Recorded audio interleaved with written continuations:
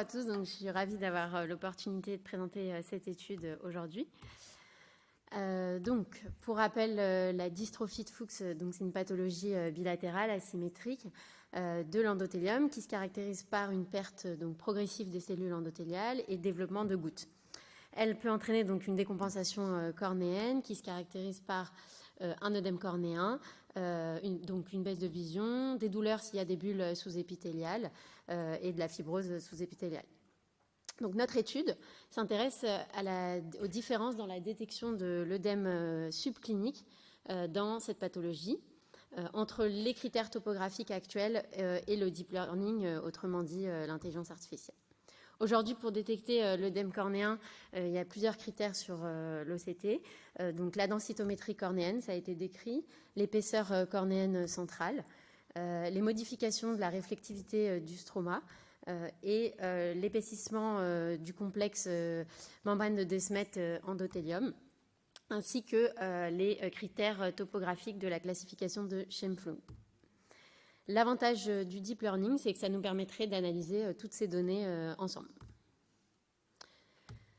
Donc, on a entraîné un modèle de deep learning pour détecter l'œdème cornéen sur 379 coupes OCT de cornée normale et de cornée œdématiée. Notre étude, nous, elle s'intéresse à 50 yeux de 32 patients d'un âge moyen de 66 ans.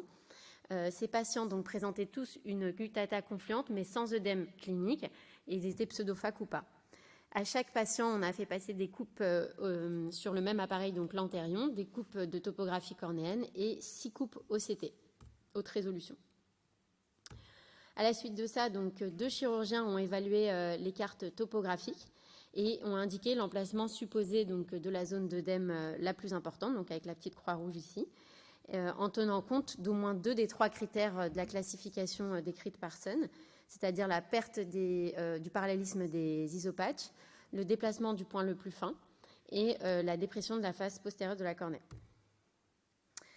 Ensuite, les 6 clichés ont été donc analysés à l'aide de notre modèle, à partir duquel une carte de l'œdème de face a été reconstruite et l'emplacement donc, présentant la plus forte probabilité d'œdème a été déduite de cette carte, comme on le voit ici.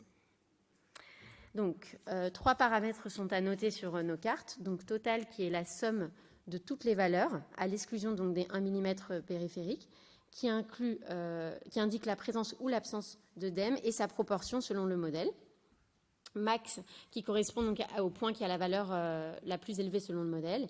Et distance, comme on le voit ici, qui est la distance entre la position présumée par le chirurgien et celle qui était détectée par le modèle. Donc les résultats, donc selon les critères topographiques de Sun, on a retrouvé 64,7% d'œdème subclinique. Et ce qui est important de noter, c'est que dans 80% des cas, il y avait une corrélation entre le modèle et ce qui avait été déduit par le chirurgien. Et un fait important aussi, c'est la distance moyenne détectée par le modèle et celle qui était décrite par le chirurgien est uniquement 1,91 mm.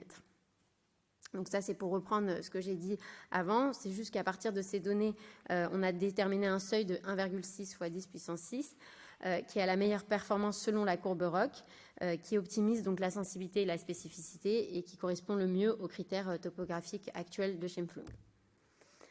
Ça, c'est un camembert pour vous montrer donc l'interdépendance entre les deux approches avec un accord clair entre les deux approches. Alors, pour être plus concret, donc voici des exemples. Donc là, ici, c'est un exemple d'un œil qui n'a pas d'œdème et le modèle ne détecte pas et aucun critère topographique sont présents. Un deuxième exemple, donc là, les critères topographiques sont tous présents dans les 3 que j'ai décrits et le modèle détecte de manière congruente l'œdème. Un troisième exemple, donc pour cet œil où il y a uniquement 2 des 3 critères topographiques, l'emplacement semble assez similaire à celui du modèle. Ici, c'est un autre exemple des 2 yeux d'un même patient où les critères topographiques sont retrouvés et le modèle détecte aussi l'œdème de manière assez congruente. Ici, c'est un cas plus compliqué. Donc, c'est un patient donc, dont on remarque que ses cornées en fait, sont physiologiquement très oblates Et là, les critères topographiques ne sont pas très utiles et nous rappellent qu'il est assez difficile d'évaluer donc la présence d'un œdème chez ces patients dont on ne connaît pas forcément la sphéricité naturelle de leur cornée. Un autre exemple intéressant, qui montre aussi une des limites de la classification actuelle de Scheimpflug. Chez ce patient donc, qui présente en fait une guttata assez dense et homogène, la classification elle est négative pour l'œdème, il n'y a aucun des 3 critères. Et lui, notre modèle détecte des régions d'œdème principalement sur l'œil droit. Et donc on voit que quand il y a une augmentation, une épaisseur globalement augmentée, la classification est assez limitée. La preuve en est, puisque cette patiente a été greffée, et donc on voit qu'à 3 mois post-op, il y a bien une diminution de la pachymétrie globale qui montre plutôt qu'un résultat en faveur de notre modèle. Donc pour conclure, ça montre quand même qu'il y a une assez bonne corrélation entre les deux méthodes, avec une localisation qui est assez similaire. L'avantage de cet outil, c'est que ça nous permettrait d'avoir un nouvel outil plus indépendant et objectif, surtout utile pour les cas limites.